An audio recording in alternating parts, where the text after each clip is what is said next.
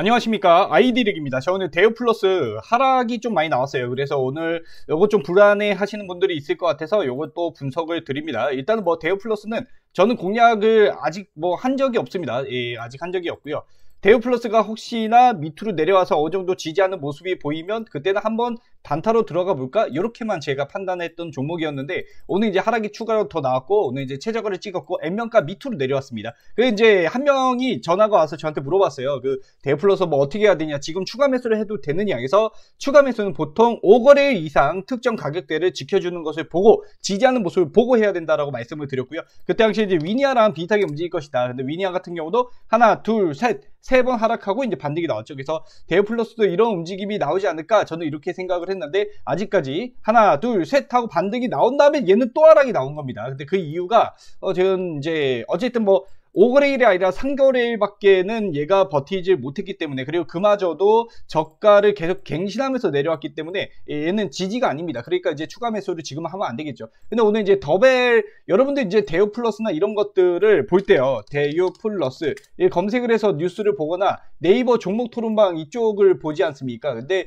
이걸 다 믿지 마세요. 왜냐면 이 뉴스나 이런 것들은 너무 조금 그냥 표면적인 것만 보고 내는 경우가 많거든요. 그 대우플러스 여기 이제 뉴스 이것도 보면 여기서 한번 보고, 이런 것들 공모 발행하고 2달 만에 부도 냈는데 대우플러스 채권단 주관사 책임론을 제기한다. 채권단은 이제 여기에 돈을 빌려준 애들, 채권에 대한 권리를 갖고 있는 애들인데, 주관사는 이 채권을 발행한 증권사입니다. 보니까 SK증권하고 한국투자증권 얘네가 발행을 한 것 같더라고요. 그러니까 내용은 뭐 이거예요. 너네 대우플러스가 병신인 거 알고 있지 않았냐? 근데 왜 발행했냐? 발행하고 2달 만에 이게 갑작스럽게 이렇게 기업회생 절차가 들어갔다는 것은 너네한테 책임이 있다. 이런 내용인데, 자, 신용 리스크는 낮다고 판단한 거야. 이게 이제 증권신고서 내용 중 일부입니다. 그러니까 이제 그룹사가 있으니까 괜찮을 거다라고 얘네가 얘기를 했는데, 너무 좀 대충 그 분석을 한 거 아니냐, 이 얘기입니다. 그래서 뭐 근데 이게 증권사는 책임이 그거 한 게, 이게 투자는 본인 판단이에요. 본인 책임입니다. 그래서 어쨌든 근데 제가 보기에는 증권사도 이거 도의적으로 좀 책임을 져야 되지 않을까. 왜냐면 기업 실사도 안 하고 그냥 대기업이니까 괜찮지 않을까 이러고 발행한 것 같다, 이 말입니다. 아유, 나쁜 놈들. 자, 근데 대우플러스라고 검색을 했을 때 뉴스가 이렇게 많이 있는데, 여기 보시면, 자, 이렇게 쭉 보시면은 갑작스럽게 이렇게 이런 거 실적 개선 솔솔 이거 보고 또 매수한 사람도 있을 거예요. 주가 한박 웃음 이거 보고, 이런 거 보고 매수하면 안 돼요. 그나마 제가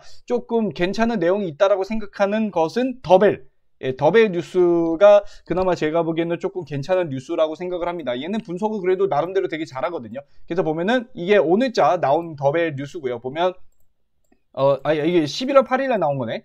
대우플러스가 울렸다. 투자자 갑자기 의견을 뒤집었다. 자유협약. 이게 뭔 말이냐면요, 대우플러스가 병신이 됐죠. 근데 자사운용사에서는 채권단 자유협약이라고 있어요. 그게 뭐냐면, 자, 이겁니다. 이거 채권단 자유협약이란 것은 그러니까 이제 기업의 청산가치와 존속가치 중에서 어느 쪽이 더 높을지, 그러면 우리가 지원을 해주면 얘가 살아날 수 있을지, 그걸 봐야 되는 거예요. 근데 대우플러스는 일단은 이거 워크아웃은 해야 됩니다. 그래서 구조조정을 해야지 돼요. 이거 안 하면은 어떻게 할 수가 없어요. 그래서 근데 뭐 자유협약을 하든 법정 관리를 하든 어쨌든 구조조정을 시행을 할 거라고 저는 생각을 하고 있습니다. 근데 채권단이 주도적으로 해서 진행을 하는 건지, 아니면은 채권단의 75%가 찬성을 하면은 그 기업은 무조건 그 워크아웃이나 뭐 해야 된다, 그런 내용이에요. 그래서 채권단 자유협약을 원했는데 그거를 일단은 안 하려고 원래 해준다 했다가 대우플러스가 말을 바꾼 겁니다. 근데 봤더니, 자, 이게 이제 17일 오늘 나온 겁니다. 이게 중요해. 이게 잘 나왔더라고. 보니까 자산 빼돌리기가 들어갔다는 거죠. 대우플러스 꼬리 자르기. 그러니까 얘네가 갖고 있던 공장이나 돈 되는 것들은 다 대우에이텍이나 이쪽으로 다 넘겼다는 거예요. 여기 보면 채권단의 주장이 사실로 판명난 셈이다, 이렇게 나와 있죠. 보면은 안전판 알짜책 자산들이 이렇게 정리가 되고 법정 관리. 여기 보시면 대우플러스가 대우글로벌 지분 화성 공장도 대우AP에 넘겼대. 그러니까 대우에이텍과 대우AP는 살리겠다, 이거 아니에요. 그래서 주식도 보면 대우플러스, 얘 나가리, 대우AP, 그리고 보세요. 대우AP는 주가 올라가죠. 그리고 대우에이텍도 주가가 괜찮죠. 그러니까 얘네들은 살리겠다 이거예요. 얘네들은 살리고 방금 말씀드렸던 데오플러스는 얘는 버리겠다. 지금 그런 내용입니다. 근데 버리겠다는 게 만약 채권단이 예를 들면 채권단이 먼저 기업 정상화를 시킨 다음에 그걸 또 매각을 해요. 그렇기 때문에 무작정 망하는 게 아니라 어느 정도 준비가 되면은 얘는 주가 다시 오를 수 있습니다. 일단은 뭐 바로 얘는 상장 폐지가 되거나 그렇지는 않을 거라고 저는 생각을 하거든요. 일단 거래 재개를 시켰잖아. 그래가지고 그런 부분 생각하면 이 더벨은 굉장히 지금은 되게 안 좋게 나왔는데 여기 보시면 수백억 가량 적자가 누적이 됐다 이렇게 돼 있는데 이거는 좀 마음 아프지만 지금도 다 잘라내고 뭐 팔 거 다 팔고 그렇게 해서 나가는 비용을 최대한 줄여가지고 하게 되면 개선을 할 수 있습니다. 일단 빚 같은 거 이렇게 다 하고 그거 이제 채권단이랑 잘 협약을 해야 된다는 거고 차트상으로 봤을 때는 얘는 아직 그 지지하는 모습이 안 나왔어요. 오늘 이렇게 하락 나온 것도 얼마입니까? 100만, 1000만, 억, 10억 12억 가지고 이렇게 하락이 나온 거예요. 10% 12억 가지고 이거 못 버티고 개미들이 저 뉴스 보고 던진 걸 수도 있어요. 무서워서 12억밖에 안 된다니까. 12억 가지고 이렇게 하락이 나온 거야 이렇게. 근데 장 시작하자마자 던진 거 보니까 뭐 개미일 수도 있고 아닐 수도 있습니다. 이 정도는. 근데 금액이 작기 때문에 이 정도면은 일반 개인 한 명이 던진 걸 수도 있고요. 그렇기 때문에 얘는 반대를 얘기하면은 한 10억 정도가 매수세가 들어오면 급등이 나올 수도 있다는 얘기거든요. 그걸 판단하셔서 얘는 뭐 제가 보기에는 아직까지 그렇게 뭐 추가 매수나 이런 건 아니지만 어쨌든 지금 손절할 타이밍이 이미 지났어. 그래서 그냥 모니터링 하면서 얘는 그냥 뭐 살아날 가능성이 보이면 그때 이제 추가 매수를 하는 것이 맞지 않을까 저는 이렇게 판단하고 있습니다. 일단은 뭐 한 번은 급등이 나오지 않을까 싶었거든요. 위니아처럼. 근데 위니아도 다 내려와 가지고 이제 보니까 얘네가 대우그룹이 버리려고 하는 게 위니아하고 위니아 관련된 애들 그리고 대우 플러스 이렇게 갖다 버리려고 하는 것 같아요. 그럼 그거를 매각을 할 것인가 그리고 인수를 누가 할 것인가 이런 거에 따라서 주가 움직임이 갈릴 것 같습니다. 그러니까 이제 뭐 필요하시면 연락 주세요. 제가 실시간으로 봐드릴 수도 있습니다. 저는 일단은 지금은 어차피 지금 파나 나중에 파나 도찐 개찐이잖아. 그러니까 기다렸다가 반등 한번 보고 대응을 하는 게 낫지 않을까 싶은데 어쨌든 뭐 대우 플러스는 제가 봐드리는 분이 한 명도 없습니다. 위니어도 없어요. 그런데 제가 워낙에 좀 이거는 흥미롭게 보고 있기 때문에 혹시나 뭐 저는 돈 안 받습니다. 돈 안 받기 때문에 여러분들 뭐 혼자서 대응하기 너무 힘들다 하시는 분들 연락 주셔도 됩니다. 예를 들면 이런 거죠. 뭐 오늘 같은 경우 제가 사실 매도 종목이 한 종목밖에 없어요. 태평양물산이라고 이건 이제 제가 제 추천주가 아니라 원래 물려있던 것을 제가 매도 사인을 드려서 매도를 한 겁니다. 근데 동생분 계좌라고 그래가지고 그래서 이제 저한테 그 수익 인증을 안 해주셔서 제가 카톡 내용으로 일단은 갖고 왔어요. 이렇게 뭐 물린 종목들도 먼저 항상 물린 종목을 먼저 해야 돼요, 여러분.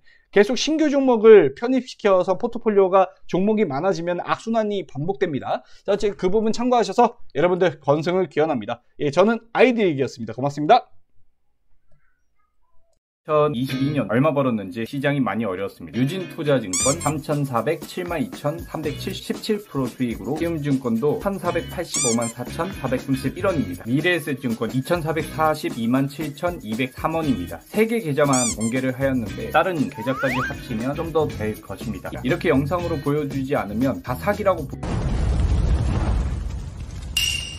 저는 최저자산운용사 자격증을 갖고 있기 때문에 자산운용회사 설립을 목표로 제가 경험한 기업들은 CJ, LG, 은행원까지 다양한 경험을 많이 했기 때문에 그래서 분석하는데 유리하지 않을까 싶고 1억을 투자하는 사람이 한 명이면 투자금이 1억이죠. 100명이 모이면 100억이 됩니다. 현재 130명이 넘어가는 총 운영 자금은 400억 가량이 됩니다. 그러니까 주식시장에서 이길 수밖에 없겠죠. 혼자 하면 잃을 수밖에 없다니까. 같이 하고 싶으면 010-9937-6345 언제든지 편하게 연락 주시길. 무료인 거 아시죠? 원금 보장이란 말은 불법 하지만 가능하게끔 기금을 조성해서 진행한 종목이 최종 손실이 됐다? 돌려주면 되는 거니까. 사기꾼 구별하는 법. 얼굴 안감, 연락처를 저장하고 카톡 프로필을 눌렀는데 송금하기가 인증이 안 되어 있습니다. 하는 곳 공개하지 않아. 자기 수익을 영상으로 공개 안 할 때 이미지로 공개하는 건 다 포토샵이라고 생각. 비싼 차, 시계 등 돈 자랑을 하는 경우, 오후 8시 넘으면 연락이 안 되는 경우, 선불 입금을 요구하는 경우, 100% 이상 수익 안 나면 환불, 수익 보장 등의 허위 가장 광고 안 돼요. 그리고 돈을 써서 광고하는 것. 1,000억 정도 운영할 수 있으면 우리가 주식시장에서 무조건 이길 것 같은데